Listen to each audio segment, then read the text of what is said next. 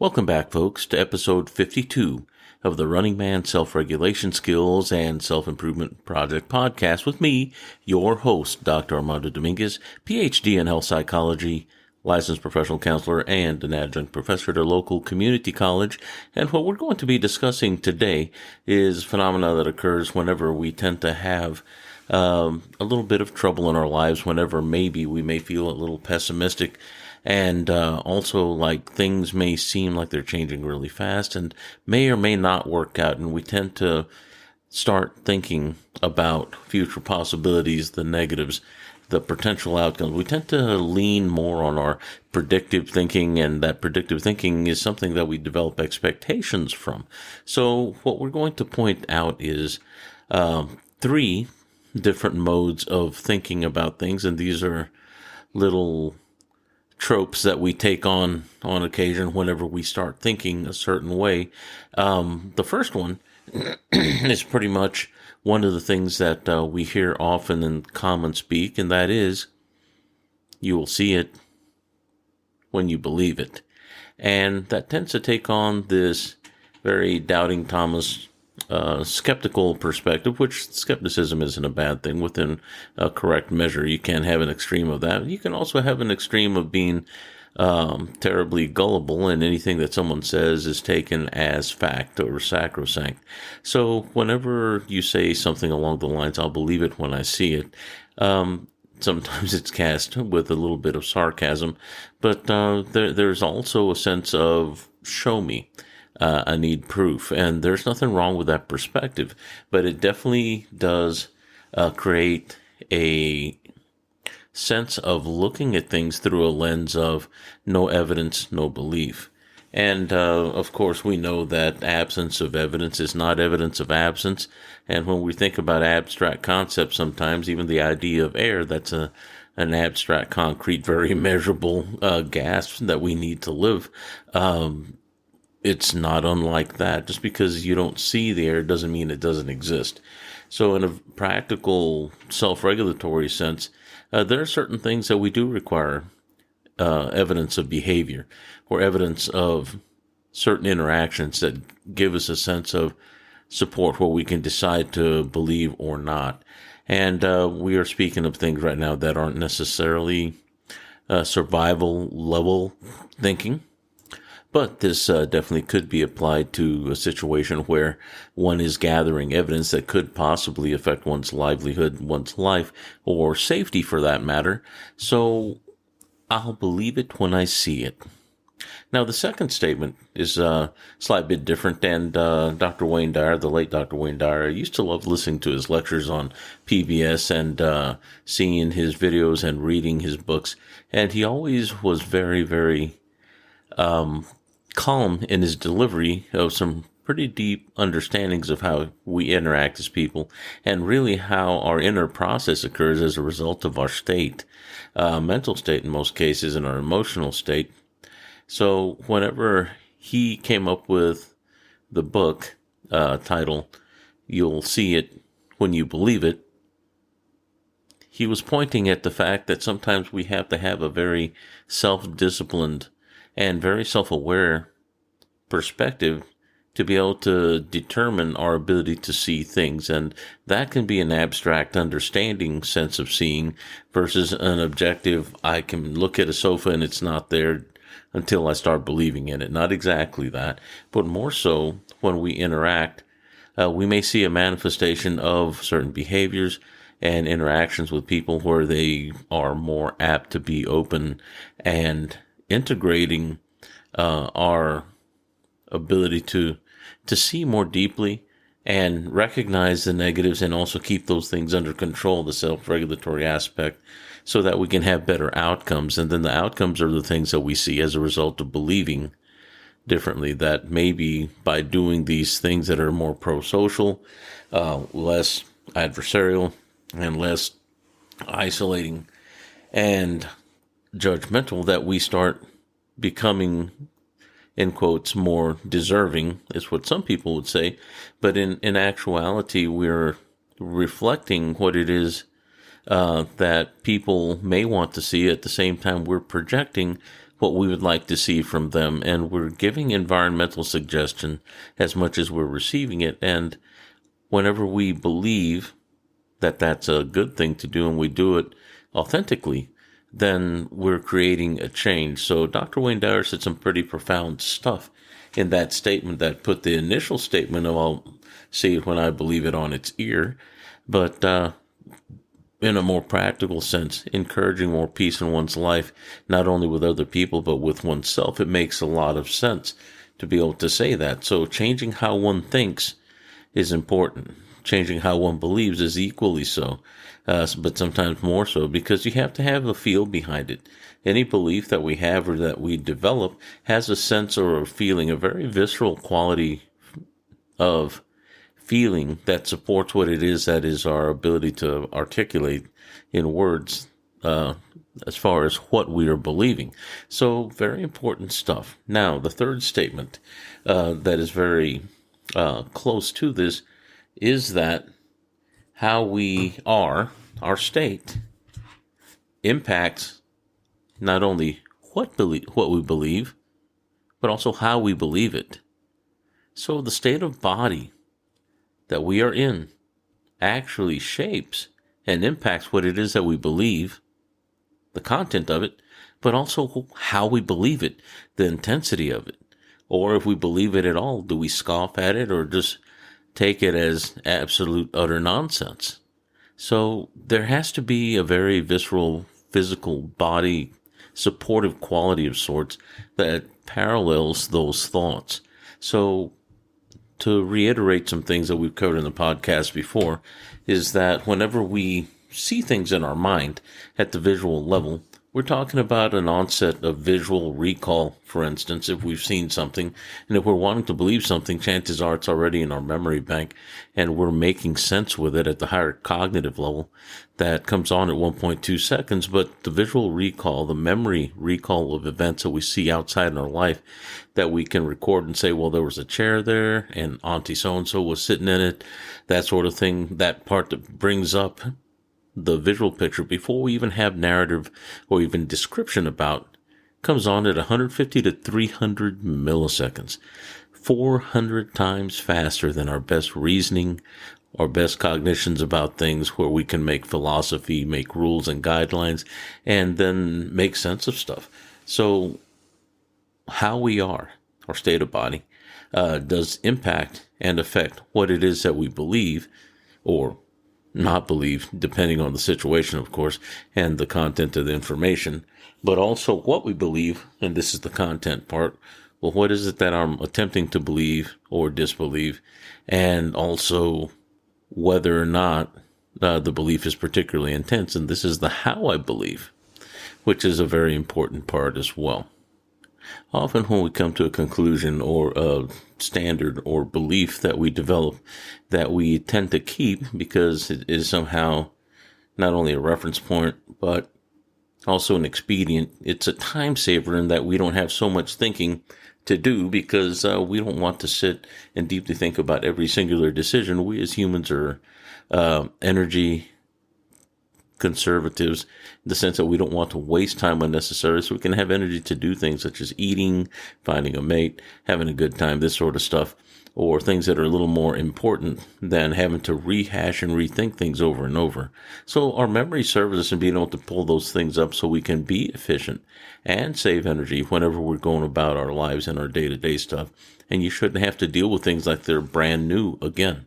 And there's nothing wrong with the new. It's whenever we don't have enough novelty over time that we get bored, or maybe even start feeling like life has no meaning in the more extreme sense because we're doing something not only repetitive, but we do it over and over a period of time, and our engagement and our sense of novelty is not kicking off. We're not getting as much payoff, so to speak, and things become mindless. And often when we hear about people working in cubicles and doing repetitive work on an assembly line, we hear about mindless, soul-stealing, soul-crushing work. And notice the descriptions: mindless, soul-stealing, soul-crushing. And there's an elevation of the importance of how difficult this is just to have the will to continue to do that year in, year out.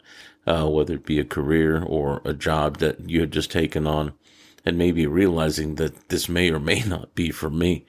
And it's not just with work, but also with things that if we enjoy doing, whether it be work or even a hobby for that matter, that I have a sense of enjoyment. There's a quality of identity that goes with that as well, especially if there's a skill involved wherever I feel really proud of myself or feel like I have accomplished something or done something that is significant. We identify with that and we use that as part of our badges of growth and courage, so to speak, in dealing with this so-called life that we're living. Now, why is this important to self-regulatory skill? And that is the question. And the fact of the matter is that to be able to regulate ourselves more effectively whenever you're up against a challenge, for instance, whenever things change really fast, often things may seem a little confusing, what we probably don't want to do in the sense of experiencing feelings is to overly engage and overly identify with those feelings. Because not unlike a badge of courage or this encouragement pat on the back or a certificate that you've earned, we also have good feelings tied to those accomplishments or events. We can equally have a negative association with an event such as, I lost my job, I crashed my car, or I have a legal issue going on, or things that would have not been expected, or maybe we saw coming down the pipes but we couldn't avert. Often there's a large emotional impact. It's a node in our life if we were to look back at the narrative like a line on a scale of sorts, and there's a big blip there, like on the radar. Whenever they capture something, we capture an emotional blip or maybe even a physical blip, or there's something physical going on there that changes the normal state of being that's above or below what we'd call our normal baseline of being.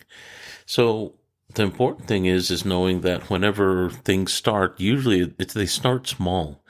It's not often that it starts with a great start, where it's an absolute shock and just totally overwhelming. So there is a gradation, a gradual growth of not only attention to the detail, but also the emotion starts to grow when we start sorting out things. But what we have to recognize is that we do have a large measure of potential control there.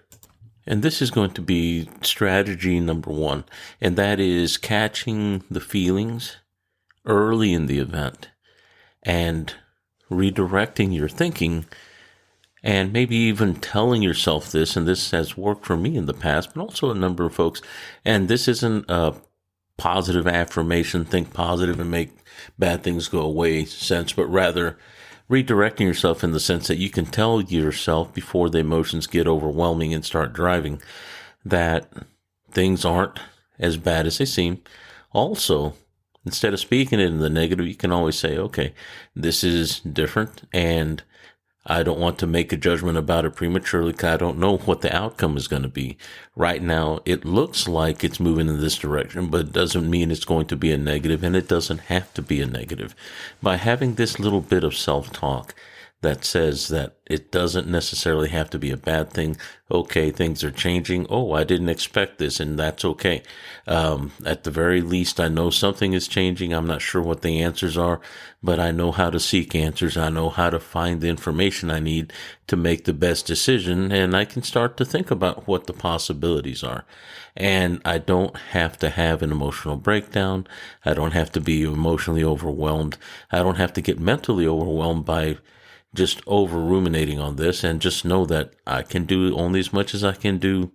And if I can recognize that things are not in my hands right now to change, or there are things that are out of my hands that I'm willing to, for instance, sleep on and just say, you know what? There's nothing, no more I can do today, nothing else I can change today. And I don't have access to this business to ask them questions. And these folks are off till Monday, and it's Saturday, so I'll have to wait. But I'm not going to allow myself to get overwhelmed and to not allow myself to enjoy my life. It doesn't mean that you're going to enjoy things to its peak. Doesn't mean that you're going to depress. It just means that you're going to keep doing as normal as much as you can, and know and recognize that you know that there are things that are in your control. There are things that are in the control of others, and not in the sense of absolute control, but rather in the sense that they can affect what can be done decision-wise, because at some point the control will be in your hands, regardless of the situation where you have to decide on what to do. And sometimes we can't make those decisions till we can get information, especially if you're dealing with an organization or a business that may only work Monday through Friday, and they close after 5 p.m. So 5 p.m. Friday, you can't get a hold of them. 8 in the morning Monday is the next time you can have any contact with them. So you have this hiatus not only to think about things, but also to do your life like you would have otherwise, and know that if you worry too much about things, or even start to worry, versus know that, okay, whenever this comes up, I know I'm going to deal with this. Just be resolved to the fact that you're going to manage it. You're going to engage it versus deal with it in a negative sense. And you're going to do the best you can when you get there. And you can't predict things in the sense of knowing, like a psychic, how things are going to come out. But you can always stack the deck in your favor by doing as much as you can that would benefit you regardless of the outcome. And you can only prepare to the degree that you can prepare until you engage the situation where those things that were out of your hands come close to where you can actually talk to somebody. So maybe you can affect the change that you want, and maybe influence the change that the outcome will be more to your benefit. So what are those body states that can influence how we believe, what we believe? Notice I said how first. Has to do with the intensity of the emotion, but also what we believe. Depending on how intense our emotions may be as a result, and it doesn't always have to be a negative, it can even be a happy time, but we have to understand that the intensity of emotion that we may have tends to make us in a social situation very suggestible, especially to things that would be equally or similarly apparent to us that would seem not only close but comfortable. And we may hear things or agree to things that otherwise we would not. And there's definitely what we would call the prevailing state of the situation. Wherever, if you're in a situation talking with people, there's definitely a certain mental, emotional tone, whether it be professional or whether it be private and personal. And there's a certain rapport that occurs. And rapport happens at the physical level, the body language level. Of course, any spoken message, we have to pay attention to the delivery system. That's body language first, who's delivering it and how their body's responding and acting while they're saying what they're saying, but also the tone of it. How are they delivering? What's it sound like? And if the physical matches the sound of it, well, then that tends to make that message a little more easy to accept.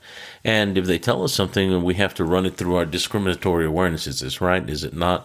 Is it true? Is it not? Can I trust this? Can I not? Then we are possibly going to be influenced, especially if there is a sense of not only influence, but also one of manipulation, or what we would call shaping in a direction, like in a situation with sales where somebody may want you to buy something or to do something that they'd want you to do, and the direction starts becoming obvious. And in the common colloquial, we call this buttering somebody up in the United States. So you butter somebody up, then that means that you're getting them all prepared and primed to do what it is you'd like by doing nice things for them first, or saying nice things to them to hopefully get them to do and go along with whatever it is that you're asking or about to say. And whenever we're in a happy state, we can be encouraged to do things that someone else that is happy is doing.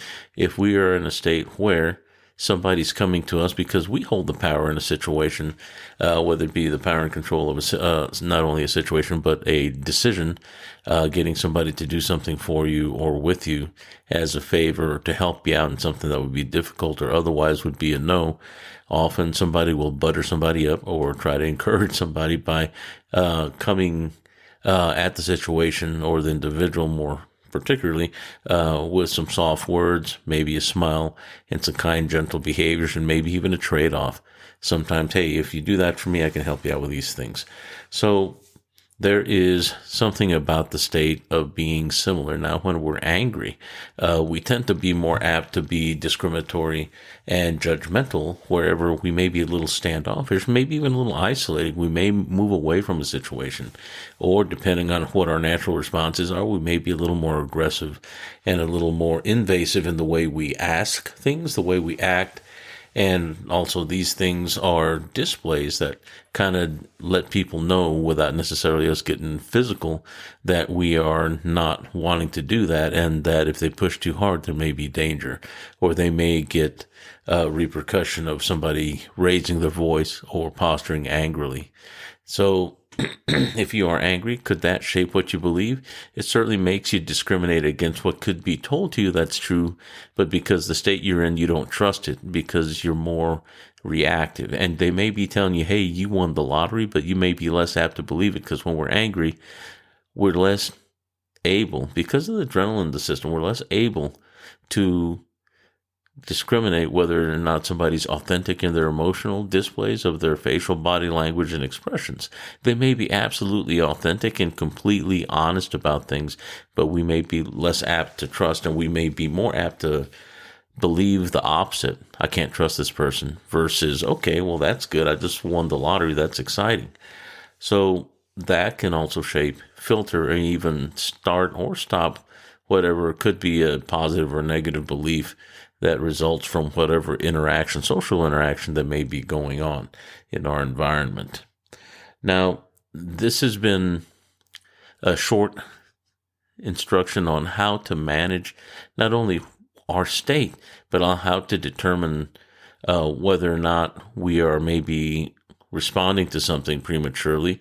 And also, it's an instruction on how to self-regulate by using a self-affirmative term, like, it's going to be okay. You're going to be okay. This doesn't have to be a negative situation, where we have self-talk that is not only supportive, but one that is forward, projecting an expectation of an outcome that doesn't have to be overwhelming without knowing what the outcome is going to be. And that also can encourage us to have a better state and to save energy for doing the things that we're doing right now. So it's a self-regulatory skill having to do with recognizing my state, shapes how I believe as much as what I believe, but also whether or not I'm willing even to interact with somebody that could shape or change our belief based on what the interaction might be or what they may be bringing. So that is definitely some insight into how we may process in a way that could be beneficial to me right now, or more especially during a stressful situation.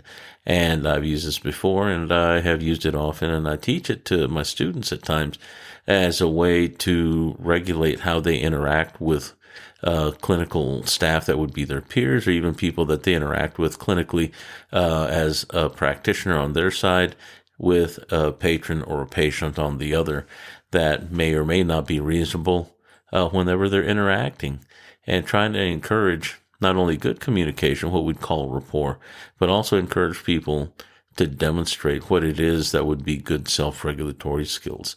So for now, that's going to be about it. And this is an early Sunday morning. I want to say that it's about 1:00 in the morning on Sunday, the 21st of January.